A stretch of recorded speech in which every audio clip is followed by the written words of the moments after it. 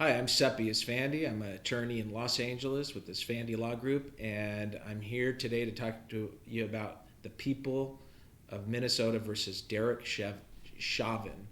Chauvin is probably the best way to say it. And this is the trial of the century, this century, the 21st century. We're still early, but this is the biggest trial so far that's gripping the nation. Of Chauvin, I'm going to give you kind of the straight arrow version of this, because if you go to mainstream media, you're going to get kind of, one version. You go to conservative media, you're going to get another one-sided view. And obviously, the reason that this case, one of the reasons it's gripping the nation, is because it's not so one-sided. There's multiple complexities to this case that put people on different sides of how they feel about it. Mr. Officer Chauvin is being charged with 3 counts: second-degree murder, third-degree murder, and second-degree manslaughter. Okay, second-degree murder. Now, like I said, it's a complicated case.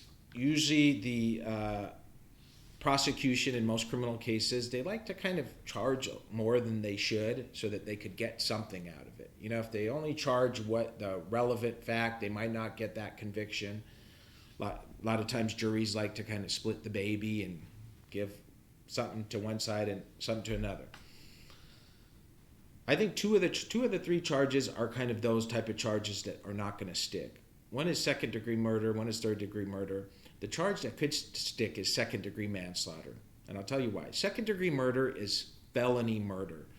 That's a death during the commencement of a felony. So if I go into a bank, and I don't plan on killing anyone, just robbing the bank, but things don't go as I expect, there's a shootout with the police, and one of the patrons of the bank is shot, or one of the police officers, I could be charged with felony murder because somebody died while I was committing a felony. I don't think this applies in this case because that's a hard case to make while Officer Chauvin was really, trying to do his job. Maybe not very well, but he was actually in uniform trying to arrest Mr. Floyd.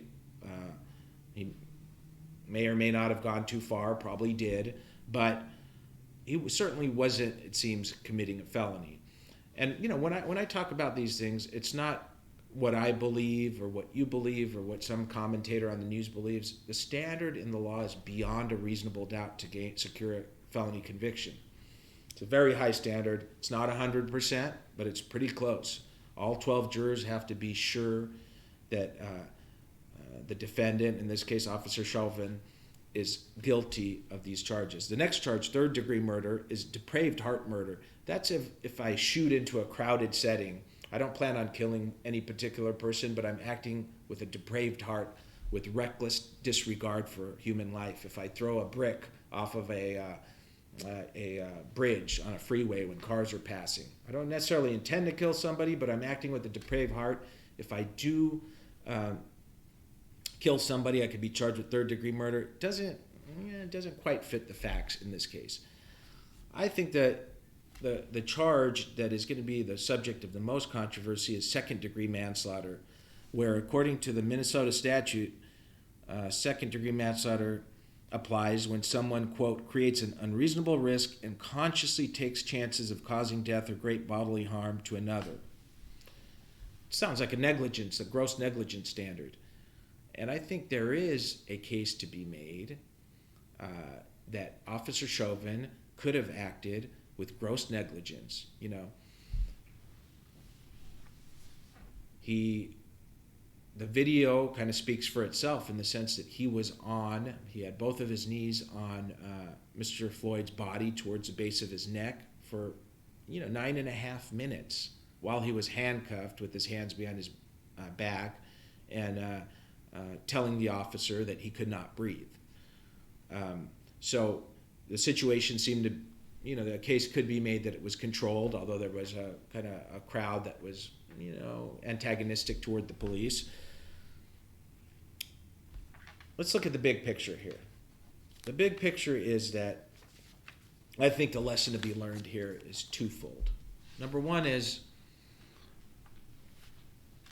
Officer Chauvin was a jerk, and he'd probably been a jerk for the 19 years of his career at the Minnesota, you know, police department, and it caught up with him. You know, he ran around with a heavy hand, kind of in a John Wayne attitude, and he probably took, it wasn't probably just this case, but he probably took a lot of cases too far, and then finally it came, you know, he kind of met the right circumstances with the right person, George Floyd, who had all these health conditions and who was disruptive and who was a menace and, you know, didn't go easily, put his neck on his back. He died, and now he's facing murder charges.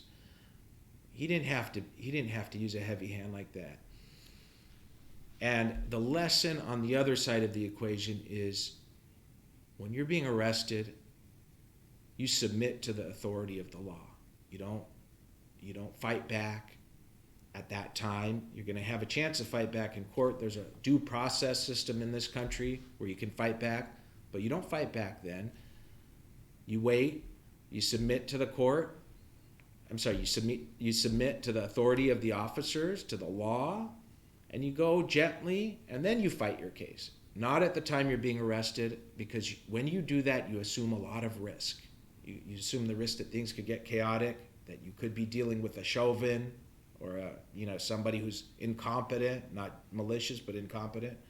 And so there are lessons to be learned. It's day 10, and we'll take this up potentially tomorrow. Thank you very much.